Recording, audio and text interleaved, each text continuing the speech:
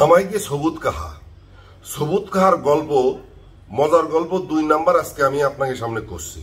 যদি 1 নাম্বার গল্প দেখতে হয় তাহলে আমার এই চ্যানেলে আছে, আপনারা দেখতে পারেন। তো সবুজ কাহা যেহেতু হাজার হাজার কোটি টাকার মালিক, আর তার যে কত টাকা সে নিজেও গুণে শেষ করতে পারে না, সে ব্যাপারে তো আগের পর্বে, প্রথম পর্বে আমি কইছি। এখন সবুজ কাহা যেহেতু আমার একটু খাতির করে, সেহেতু আমি একদিন চান্স পাই তারা জিজ্ঞেস করলাম যে, ও কাহা, একটা কথা আমার জানার খুব ইচ্ছে। কয় কি ভাইপো, তোর যা মনে আছে তুই মনের মধ্যে কোনো কথা রাখিস নে, তুই আমার জিজ্ঞেস করে আমি কয়ে দিবানি। তো আমি বললাম যে কাহা এই যে জিজ্ঞেস যে করবো আমার তো ভয় করে। কয় কিসির ভয়? আগে এক সিমড়া আপনার কাছে জিজ্ঞেস করিল যে আপনার বলে মেলা টাহা, এত টাহার মালিক, আপনি কি রে হইলেন? তো তার এই কানের গোড়ায় যে চড় আপনি মারাছেন, গল গল করে কানের তো রক্ত বার হয়ে গেল, সেই ভয় তো আমি জিজ্ঞেস করিনি। তো আমার কাছে ওরে ভাইবো, তুই কি সবাই সাথে তোর তুলনা দিস নেই, তোর কি মনে চায় তাই তুই জিজ্ঞেস কর। তা আমি বললাম কি যে কাহা, ও সবুর কাহা, ওই একই প্রশ্ন আমার। কি প্রশ্ন? আমি এত টাহার মালিক আপনি কি রে হইলেন? আপনি বলে এখন তো 30-35 বছর আগে শুনেছি ওই 7 নাম্বার না 5 নাম্বার ঘাটে বসে ভিক্ষে করতেন। কি ভাইবো, এইসব কথা তুমি জোরে কবা না, কাউরে কবা না। আজকে দেশে আমি কিন্তু হাজার হাজার হাজার হাজার লক্ষ কোটি টাকার মালিক, কিন্তু আমি যে ভিক্ষে করতাম এই কথা কাউরে কবা না। তা আমি বলছি কাহা, আমি কাউরে কব না, কিন্তু আপনি একটু কোন দিতে আপনার এই ইতিহাসটা কি রে, আপনি একটা ভিক্ষুক থেকে আপনি মানে ভিক্ষে করতে করতে মানুষ কি রে হাজার হাজার কোটি টাকার মালিক হয়। কি শোন ভাইপো, শুরুটা আজকে তোরে আমি কই, পরের পর্বে কবানি পরের তা। আমি বলছি কোন দিদি? কচ্ছে যে ওই আমি তো যখন ভিক্ষে করতাম, ওই বসে বসে ভিক্ষে করতাম, তা ভিক্ষে তো সুস্থ মানুষ, কিন্তু আমাদের কাজ করতে ইচ্ছে করতো না, অলস ছিলাম, তো বসে বসে ভিক্ষে করতাম। দুনিয়ার মানুষ ওই ঘাটে বেড়াতে যেত, ওই কেউ 4 আনা 8 আনা 10 পাই আমাদের ভিক্ষে দিত।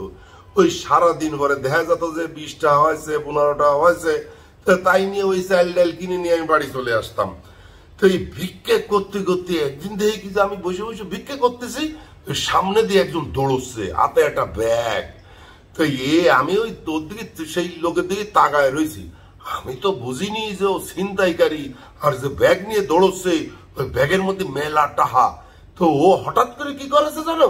আমি যে কি করেছে কি ভাইপো, তুই চিন্তা করতে পারবি না, ব্যাগ ভরা টাহা ও আমার কোলে করে মানে মারিয়ে দিয়ে দৌড়চ্ছে।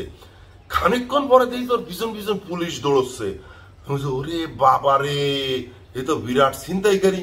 তা আমি ওই ভয়তে কিন্তু ব্যাগে হাত দিনি, খিডা কার না কার ব্যাগ, ওর মধ্যে কি রয়েছে না রয়েছে। পরে ওই যে পুলিশ দাবড়ায় নিয়ে চলে গেল, আর সেই ছিনতাইকারী খানিক পরে ও আমার কাছে পিছন দিক দিয়ে মানে দৌড়ে আসলো, এসে ব্যাগ ধরলো। ব্যাগ খুলে আমি বলছি, ও ভাই ব্যাগের মধ্যে কি? কয়ে তোর জানার দরকার নেই।